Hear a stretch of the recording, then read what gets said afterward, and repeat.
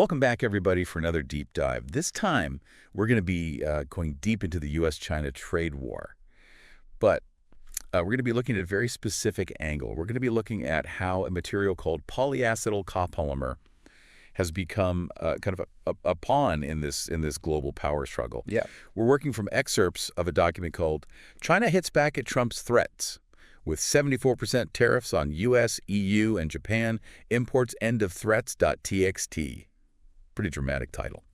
And as we'll see, the content kind of lives up to that. Yeah, I mean, it's really interesting how this material, which you probably have never heard of, Right. most people haven't, how it's become so central to this global economic conflict. And what we want to do today is kind of untangle that web. Yeah. Look at the tariffs and the retaliation and the industrial strategy behind all of this. Right. And by the end of this, you'll know why this trade war could actually end up changing the products that you use every single day. Yeah, absolutely. Okay, so let's rewind a little bit.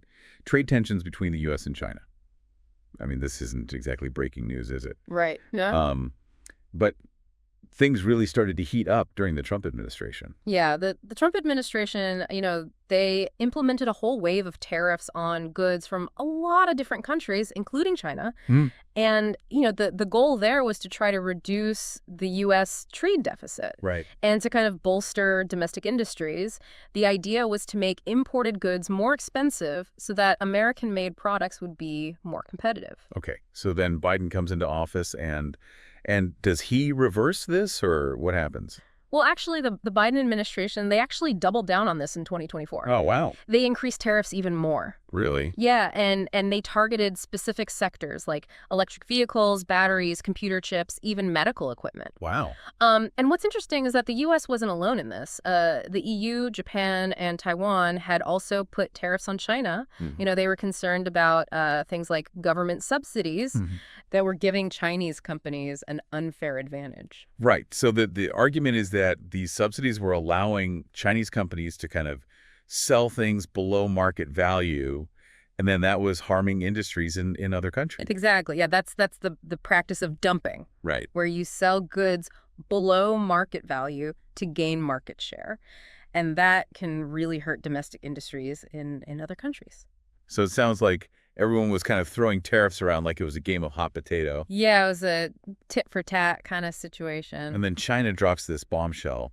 They're going to focus on polyacetyl copolymers. Yeah. Now, I'll be honest. Before I dug into this stuff, I had no idea what a polyacetyl copolymer even was. Yeah. Did you? I mean, I knew a little bit about them, but yeah, they're not exactly a household name. Right. But what's interesting here is that China didn't just kind of put a blanket tariff on everything. They very specifically chose this material. Right. And the tariffs they imposed are pretty eye-watering. Yeah. I mean, the U.S. is looking at tariffs ranging from 57.2% to 74.9%. That's almost 3/4 of the value. Yeah, it's huge. And the EU is hit with 42%, Japan 43.7%, Taiwan 32.6%. Wow. So this is a pretty clear message. Yeah, they're not messing around. So the big question is, why polyacetyl copolymers?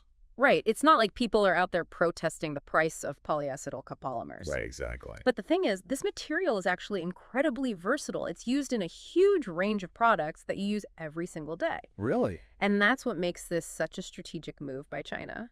So break it down for us. What are these polyacetyl copolymers and what makes them so important? Okay, so basically you can think of them as a high-performance plastic. Okay. They're really strong, rigid, they're resistant to heat and friction. They're even good electrical insulators. And that combination of properties makes them really essential in all sorts of industries. So we're not talking about like cheap plastic toys. No. This is serious stuff. Give us some examples. Where would we actually see this in our daily lives? Well, think about your car.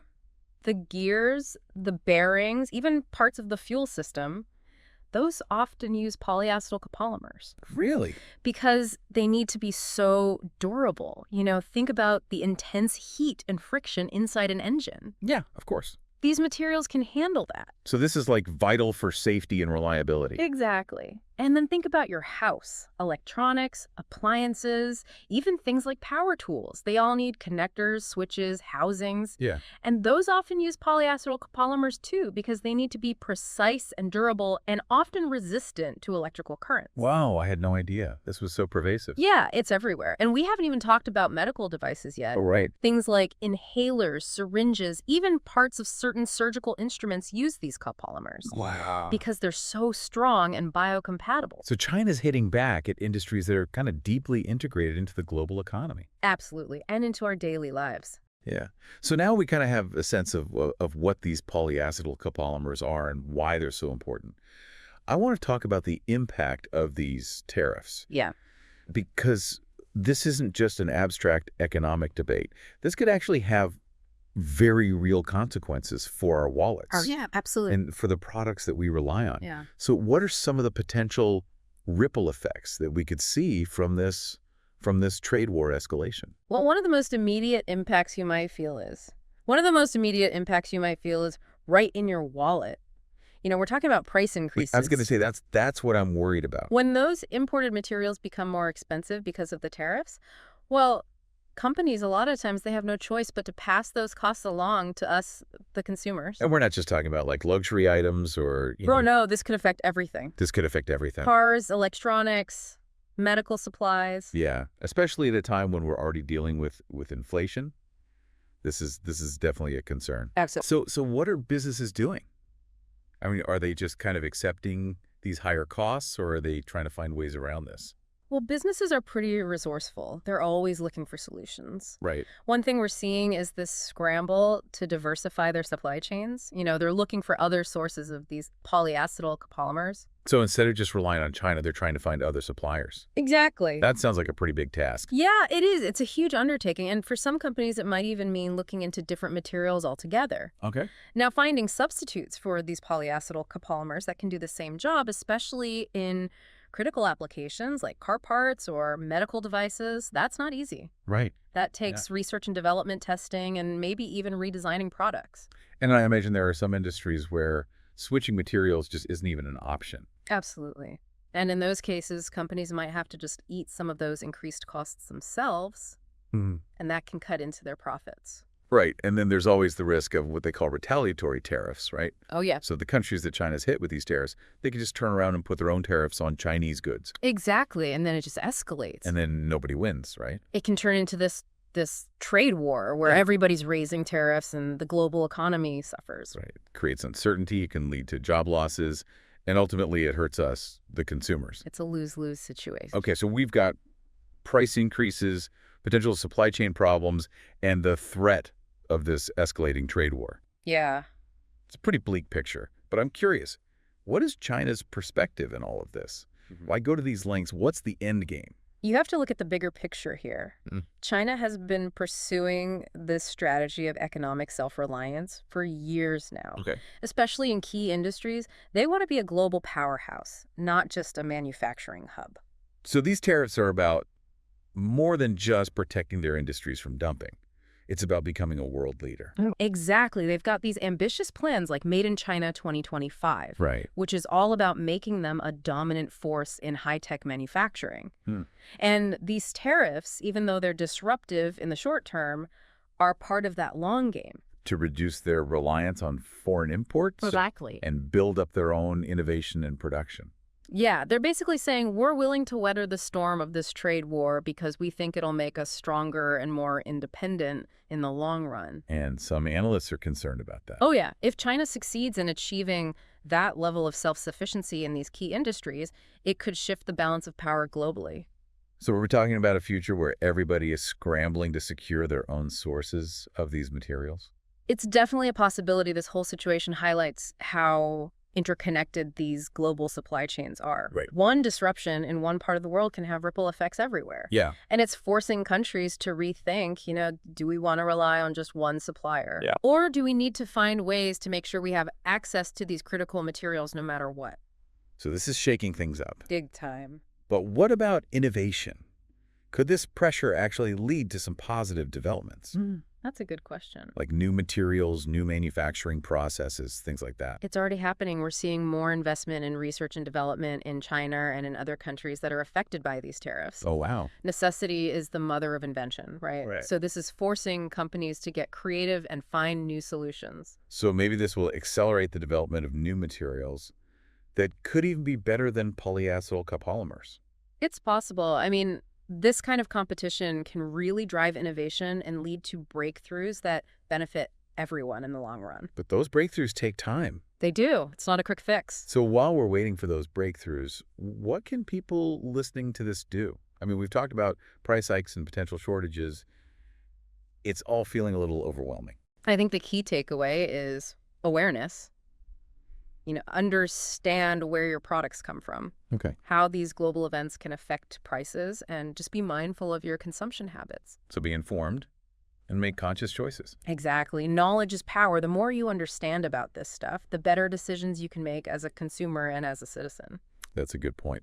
So as we wrap up this deep dive, I want to leave our listeners with a final thought-provoking question. If this trade war keeps escalating, how might it change the products that you use every single day? I mean, will we see price increases? Will the quality of things go down? Will we see new brands emerge as companies try to, source things from different places? It really is a fascinating thing to think about. It's like this weird paradox where, on the one hand, this trade war could lead to higher prices and fewer choices, at least in the short term. Right. But on the other hand, it's also creating this intense pressure to innovate. Yeah. Companies that have to adapt, they have to explore new materials, new ways of making things. Yeah. And that could lead to products that are, maybe more efficient or more sustainable. Yeah. Or even entirely new kinds of products that we haven't even thought of yet. So maybe this is like a chance for all of us to rethink how we think about, the stuff we buy. Yeah. Not just looking at the price, but where did it come from? What's it made of? What's going to happen to it when I'm done with it? Absolutely. I think this situation is kind of a wake-up call. Yeah. It reminds us that we're all part of this big global system. Right. The choices we make as consumers, Mm-hmm. the policies that our governments put in place, they all have these ripple effects. Yeah. And we need to be, engaged and informed and advocate for policies that promote, fair trade and sustainable practices and global cooperation. Because ultimately we all want the same thing, right? Yeah. We want a future where everyone has access to the products and the technology that they need. Absolutely. And hopefully this trade war, for all the disruption it's causing, maybe it can push us in a direction that leads to a more, innovative and equitable global economy. I hope so. It's a challenge for sure. Yeah. But it's also an opportunity, Yeah. to rethink the way we do things, to build better systems, Right. and create a future where everybody benefits. Well said. So listeners, we've explored this trade war from its history to the potential impacts it could have on your daily life. Yeah. We've looked at the motivations, the strategies, the risks, and the potential rewards. But now we want to hear from you. Yeah, what do you think? What are your thoughts? What concerns you about this trade war? What questions do you still have? Share your thoughts, your ideas in the comments or on social media. Let's keep this conversation going. Because the more we understand, the better equipped we'll be to deal with the challenges and hopefully take advantage of the opportunities that are out there. Absolutely. So this has been quite a journey. It has. But the exploration doesn't stop here. Stay curious, stay engaged, and as always, thanks for listening.